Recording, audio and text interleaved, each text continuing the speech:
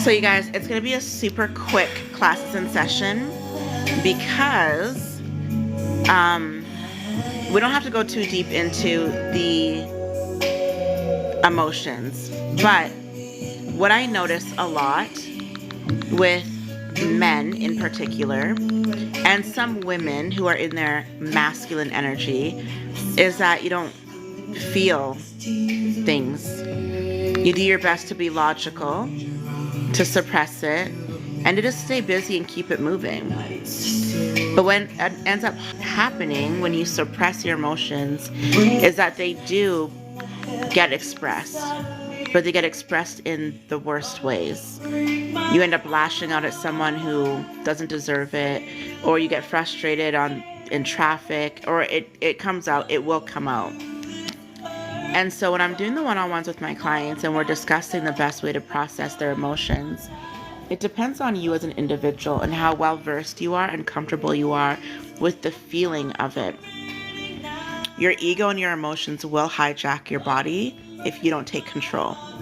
Your ego is the number one imposter pretending to be you. Let's just say you're going through a breakup. Identify where in your body you're feeling that emotion. Is it in your stomach? Is it in your heart? Is it your throat? Do you feel like you have a lump in your throat? Identify where that emotion is sitting. Allow yourself to feel that emotion. Allow that emotion to grow, which is weird. And you guys, everything that I talk about, has been taught to me by my mentor. So I'm a broker of information, and also has been through my own processing and experiencing. So when you have that emotion that sits in your throat, in your heart, or in your stomach, allow it to grow, because as it grows within you, it's actually working its way out, right? And you're allowing it to move through the body and out. You may actually feel that, especially if it's heartbreak, it might actually become unbearable. And you'll resist it. You're like, no, I don't want to feel this, because you're going to start crying. It's going to start hurting. But you need to purge. And think about all the different outcomes. You'll realize that things aren't actually that bad. You'll realize that there have been people who have been in your situation or worse, who have not only recovered, but then they were able to thrive. You're able to realize that if it's anxiety that you're feeling in your throat, that without your ego in the way, if you had to ask for help, things would actually be okay. It's your ego preventing you from asking for help. Process that emotion. If you really need to, go and scream into a pillow. But it's important, like I said, that if you don't process these emotions, it will hijack your body. It will express itself in unhealthy ways. In summary, no more deflecting. From now on, you're going to process. I'm going to give you guys an example. Recently, my ego came out. So I saw somebody, the two people, one person I knew, one person that I didn't. The person that I knew, I thought they had loyalty to me. I don't know why I felt that I was deserving of this blind allegiance. But in the moment, I saw them doing something for somebody else that I was like, oh, okay.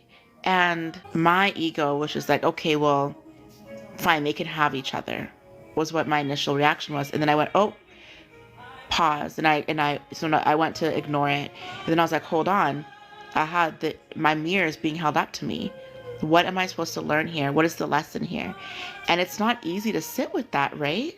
So practicing what I always preach, I checked myself and I was like, you need to address this. What is this coming up for you?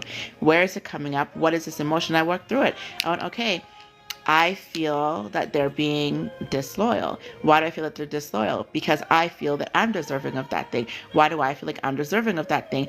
And you can use the Socratic method, right? Socrates just asks why, until you can get down to the logical conclusion. Then I recognized it was my ego. And by processing that, now when I see them interacting the way that I thought I deserved, it doesn't bother me anymore. But had I suppressed it and not acknowledged it, every time I see them, that emotion would stir up because it hasn't been processed. So by processing the emotion, I'm liberated. I'm no longer a prisoner, and I'm not being held hostage in my own mind, right? We create our own bondage. But the good news about that When people tell me these victim narratives, I go, great, you're holding yourself victim. You actually are the one who can set yourself free. So by acknowledging your emotions, you can set yourself free. You're able to reach that place of equanimity when you're able to manage your emotions. Equanimity, no high highs, no low lows, the calmness of the soul, right? As a woman, I still very much get emotional for beautiful things. However, because I've practiced stoicism, because I've processed my emotions, I'm able to articulate myself and communicate to my partners when I'm feeling certain things. It's like, okay, I'm feeling frustrated right now. I'm feeling very needy. I want your attention, but I also want space. I can't make sense of it right now. I feel like this is my emotions. I realize I'm being unfair. And so blah, blah, blah. Right? So even in my most heightened emotional hormonal state, because I've done this work, taking inventory of myself, I'm able to communicate. This is my challenge to you, because something's going to come up soon, especially if you're on this path of self-growth and development, especially if you want to reach enlightenment, right? The highest level of consciousness, which is enlightenment. You want to reach the highest state of consciousness. If you search up David H. Hawkins levels of consciousness, you should go and look at where you're at. We did a live about frequencies. Redirect the negative energy, correct. So you want to do transmutation of energy, right? One of the lives we talked about frequencies, binaural frequencies, as well as solfeggio frequencies, and how they affect the body and to raise our own vibration. And then in the same live, we talked about the universal laws. And one of the laws, Davey, is exactly that, the law of transmuting energy. And so with the levels of consciousness, very, very low vibrational, to be under 200. So that's either you're living in a state of shame, a state of guilt, a state of apathy, grief, fear, desire, anger, or pride.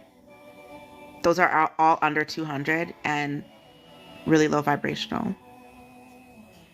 Your world will reflect that which you are. So if you tell yourself you're unlucky, the world will go, okay, yeah, you're unlucky. How is this true? Because look, misery loves company. You see how miserable people hang out together. You see successful people all together. The mirror principle. I want you to think about this, you guys. The mirror principle. Do you smile at the mirror first? Or does the mirror smile at you first? You have to smile at the mirror for the mirror to smile back at you, right? So you guys, this right here. So you have to become that which you want to attract. Do you want to attract a high value woman? Well, what do you think that high value woman is going to want? She's going to want a high value man. So become that which you want to attract. Do you want someone who is very loving? Well, they're going to want someone who's very loving. You guys tap the screen. That is one of the things that I had someone in the community do is, what do you say? What do you say to yourself in the mirror? Respect yourself, love yourself, and others will reflect it back to you. People with a high self-esteem do high esteemable things. So what areas of your life are you letting yourself down? Because in this world of infinite possibilities, what are you choosing for yourself? Thinking small is available to you, right? But so is thinking big. Some may believe that eudaimonia, which is Aristotle's version of happiness, is called human flourishing. But that is to endeavor to experience a lot of things in life, the ups, the downs, and being able to manage yourself through them. So living the best life and to flourish as a human is not to always be perfectly happy. You might actually have to experience anger in order to learn patience. You have to experience deep sadness to experience bliss. Lao Tzu, who is a Taoist, or Taoism, he says, nature never rushes, yet everything gets done. You're waiting for joy and peace, which you think is when you pass on whatever is next. Why can't you get joy and peace right now? You guys, where is heaven? In the Bible, where is heaven? Where is heaven? Heaven is all around. Why do you have to wait for this next thing to happen and pass you by? Because if that next thing doesn't come? Okay, people, you guys, you are so privileged. You're sitting there holding your smartphones or whatever device looking at me. You're already so privileged. Why aren't you telling yourself that? instead of, oh, I wish I had this or when this happens. Because if you can't appreciate what you have now, what makes you think you're going to appreciate when you have more?